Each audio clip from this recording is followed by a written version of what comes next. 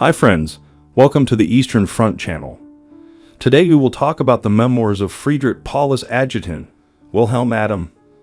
He fought with Paulus until he was captured in 1943. Let's try together to understand the reasons for the defeat of Paulus' army in Stalingrad. Several times in special circumstances, the National Committee and the Presidium of the League of German Officers sent delegations of their leading members to the front. Thus, at the beginning of February 1944, General von Seydlitz, accompanied by Major General Darkkorps, Major Lewrens, and Captain der Hedermann, went to the Korsun-Shevchenkovsky cauldron to support the task of the National Committee's working group under Colonel Steidl and 2nd Lieutenant von Kugelgen. Here some 75,000 German soldiers were surrounded and faced certain destruction if they did not surrender at the right time. The generals and officers of the former Sixth Army talked to General Stemmermann, the commander of the surrounded troops, whose situation was becoming ever more similar to that of Paulus at Stalingrad. In the cauldron itself, meanwhile, SS General Gill had grabbed command for himself. He ordered a senseless outbreak from which only a few thousand got through. Another 55,000 German soldiers and officers remained dead on the battlefield, and 18,000 surrendered, of whom the majority immediately joined the German freedom movement. The Battle of Korsun-Shevchenkovsky played an important role in the further work of the National Committee and the League of German Officers. It showed that Hitler's order, "We never surrender," from the commander-in-chief of the Wehrmacht, was still being maintained. The sober General Stemmermann was detained by SS General Gill. He confirmed what the National Committee had already established at its sixth session in January 1944, that a retreat to the Reich boundaries under the command of its generals could not be relied on. In the last phase of the cauldron battle of Korsun-Shevchenkovsky, the new password, "Suspend the fighting and cross over to the side of the National Committee," phrase Deutschland, was used for the first time. Many prisoner-of-war statements confirmed that the existence of the National Committee and the League of German Officers was known to almost all the members of the Wehrmacht on the Eastern Front. Radio phrase Deutschland was heard by many at home and at the front. A special stimulus to this was the broadcasting of names and greetings by members of the Wehrmacht who were now prisoners of war. It was especially important that people in the front line and in the homeland were aware that many thousands of German prisoners were alive. This knowledge alone saved the lives of tens of thousands who, without it, would have committed suicide in hopeless situations. In the autumn of 1944, East Prussia became a battlefield. In the west also, the front line was already being pushed back onto German soil. It was, so to speak, the last but 1 minute before the land war covered the whole of Germany. At this point, 50 prisoner-of-war German generals assembled in Ozero, a country house near Moscow and Paulus's former place of detention. Walter Ulbricht spoke on behalf of the National Committee about the military situation. "I had a comfortable place and was able to observe the attentive audience well. How the times had changed, I thought to myself. When had a Prussian German general ever thought that the leading communists would conduct the future direction of the war much more competently than all the German generals put together? This man had warned us already 2 years ago. Enemy propaganda, we called it then. But how right he had been. Some of the generals had prepared an appeal to the people and the Wehrmacht. Several present based their agreement on personal experiences and assessments. There were several small amendments. Then General von Seydlitz was able to confirm unanimous agreement. Field Marshal Paulus was the first to sign, followed by the other 49 generals. In January 1945, the Red Army launched the Vistula Offensive, the last of the Second World War. A few months later, the Battle of Berlin came to an end and the Soviet Army hoisted a victory flag over the Reichstag. The Wehrmacht High Command surrendered unconditionally on the 8th May 1945 to the Soviet Union and its Western allies. Hitler and his propaganda chief Goebbels committed suicide. A few weeks before, we heard of an event that appalled both me and many of my Lunyovo comrades. The beautiful city of Dresden, with its irreplaceable historical buildings, crumpled into dust and ashes on the night of 13/14 February 1945. 10,000 people of all ages lay buried under the rubble. Anglo-American bombers had been responsible for this act of barbaric destruction. In no way was it a military necessity to turn this open city on the Elbe into a sea of flames. The war was already militarily decided. Soviet forces were approaching the city from the east. No Soviet aircraft had dropped a single bomb on the city. Swiss newspapers said that the British and Americans had wanted to prevent Dresden falling intact into the Red Army's hands. We in Lunyovo came to the same conclusion. The Elbe city was an important communications junction. Apparently, the Western powers wanted to slow down the Soviet advance into the heart of Germany. The terror attack on Dresden was another link in the chain of hostile acts by the imperialist circles in England and America against their Soviet allies, who above all had already witnessed the long delays visible on the Second Front in the West. Here lay the kernel of a policy of the Western powers against their socialist allies, which in the post-war years proved to be the seeds of the Cold War. The last months of the war were for me and my comrades especially difficult to bear. My heart bled when I heard the daily reports from the front describing how the war was destroying and annihilating as it bit deeper into Germany.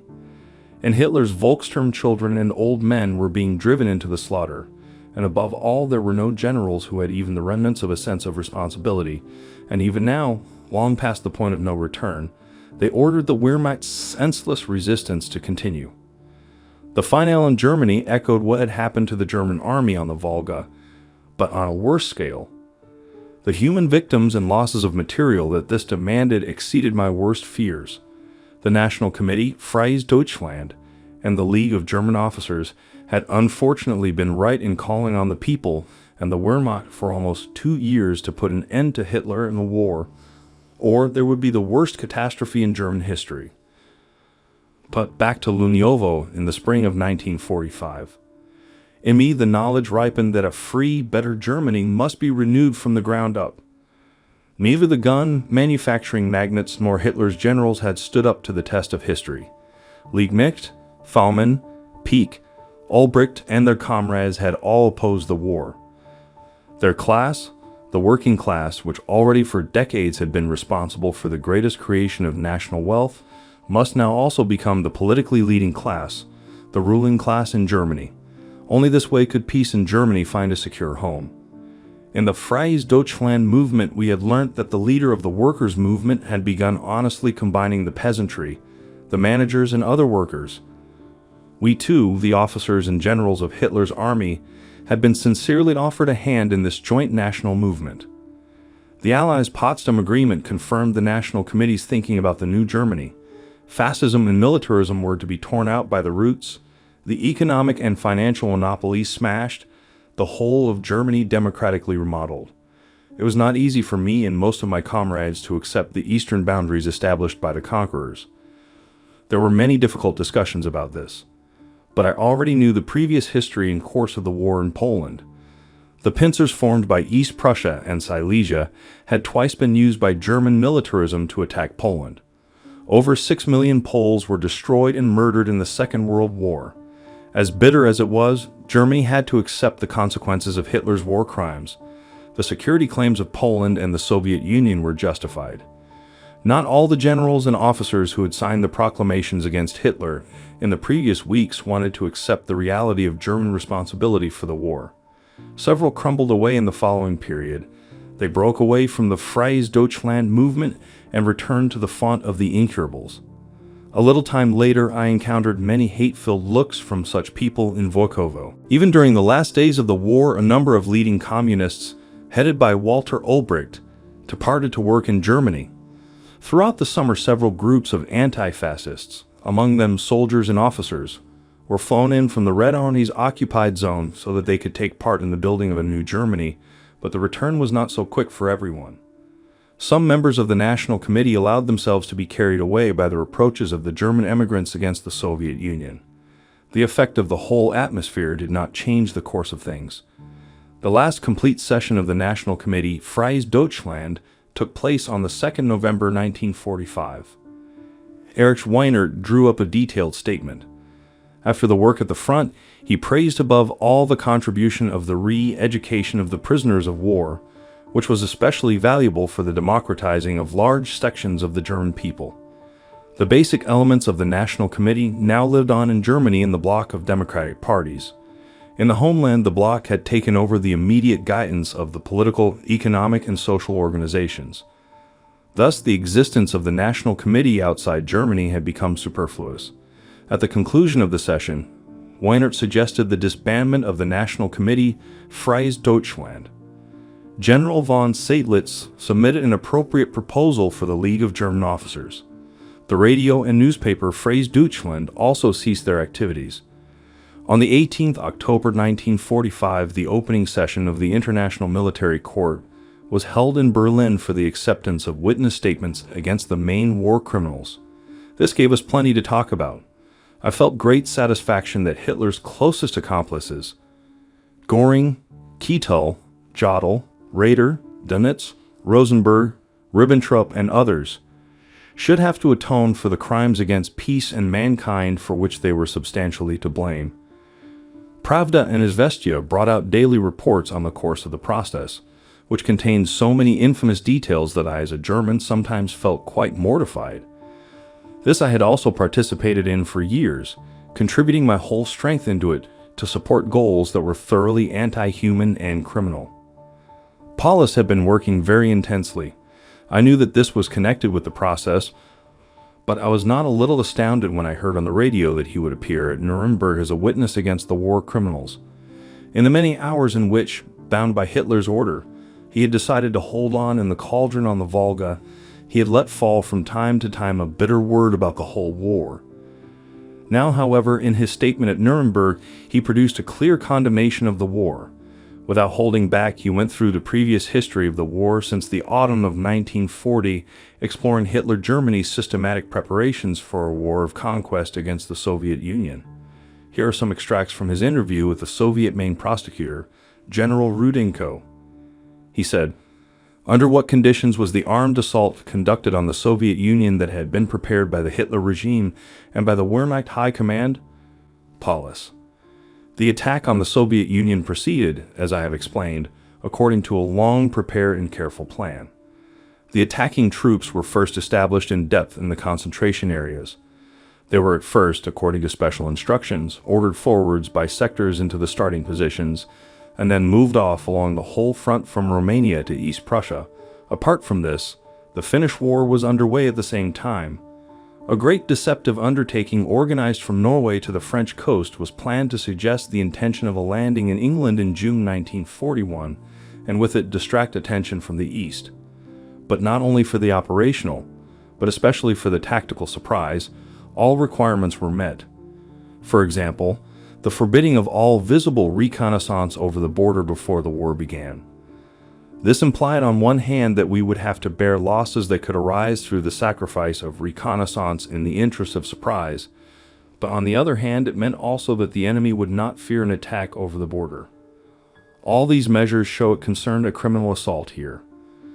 General Rudenko, who among the accused was an active participant in the development of the war of attack on the Soviet Union. Paulus, of the accused, as far as those I can see, Hitler's first military advisors. That is, the chief of the Wehrmacht High Command, Keitel, the chief of the Wehrmacht Command Office, Jodl, and Göring in his capacity as Commander-in-Chief of the Luftwaffe and as the head of the armaments industry. I heard that Paulus had also spent several days in Dresden. I would have loved to hear how it looked, and the other German cities, from his own personal experience. But I did not meet up with him as he had gone to new accommodation in the Soviet Union since his return. Instead of this meeting with Paulus, I experienced something quite different. In March or April 1946, I was summoned by the commandant of our camp. "How is your family, Colonel Adam?" he asked, once I had sat down. What sort of a question is that, I thought, when he knows that I have had no news from home? Not exactly friendly, I replied. How would I know? I have received no post so far. With a gentle smile, he took hold of a file and pulled out a postcard. Is this perhaps addressed to you? I grabbed it hastily. My heart threatened to burst as I recognized my wife's handwriting. Then I had to smile. The card was addressed simply to Colonel Adam Stalingrad. "Now you can see how diligent our post is," said the commandant. "Now send your correct address home. Your wife and daughter will be waiting anxiously for a sign of life from you, and my congratulations on this first news." He gave me a plain postcard from the stack, and I left beaming. I now knew that my wife and daughter had survived the war. In the middle of May 1946, Lunyovo was cleared.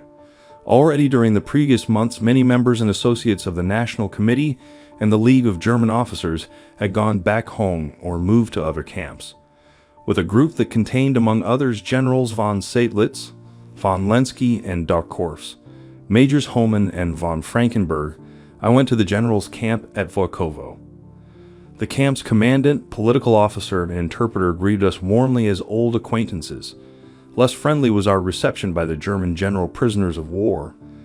Most of them I hardly knew personally at all, and many of them I had never even heard of. But even the former generals of the 6th Army with whom I had lived for over a year in 1943/44 were afraid of talking to me. The only one to greet me as an old friend was General Wolz. I was allocated a room already occupied by an admiral, 2 generals, and a labor corps major. These gentlemen would have preferred to show me the door. Only reluctantly did they clear a space for me.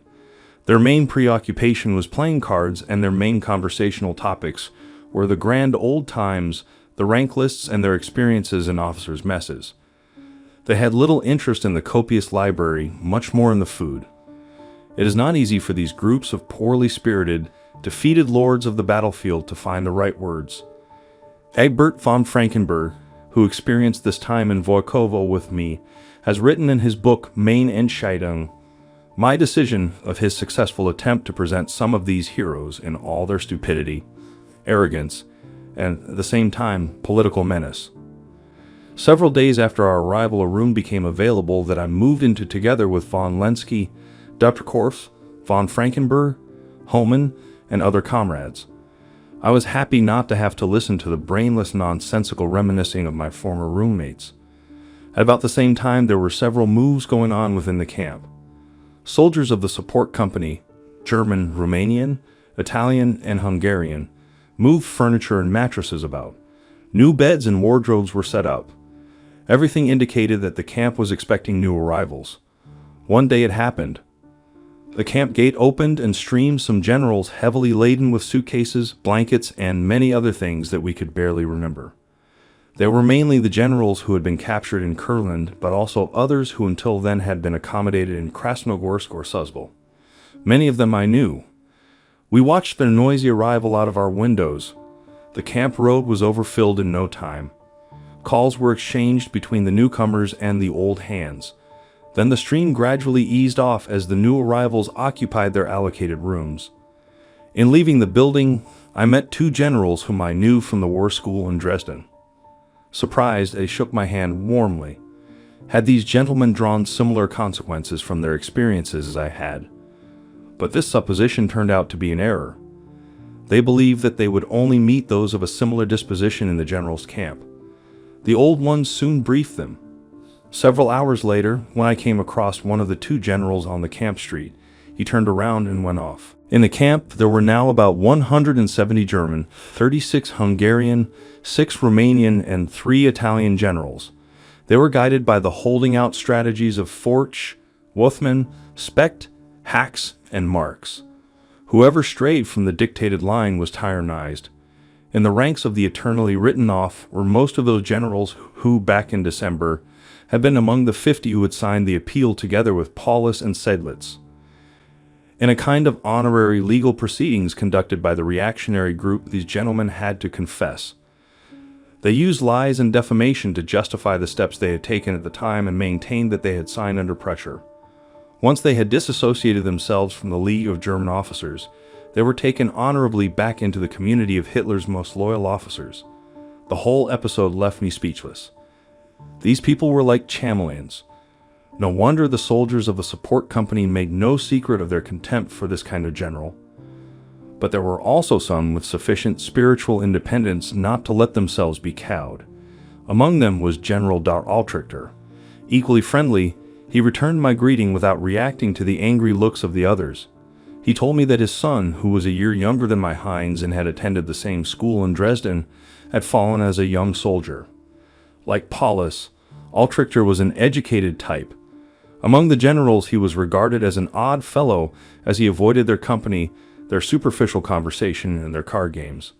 Mainly he sat alone on a remote bench in the beautiful park, reading or writing about religious matters. It was maliciously said that he wanted to found a new religious community.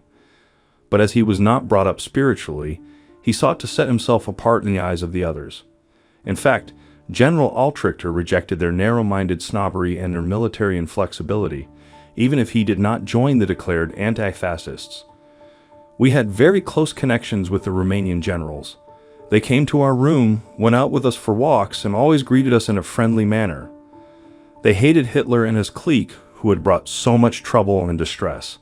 We talked for hours in German or French about the future tasks of our people. The 3 Italian generals were dedicated fascists and stayed close to the reactionary group of German generals. The Hungarian generals held themselves back at first.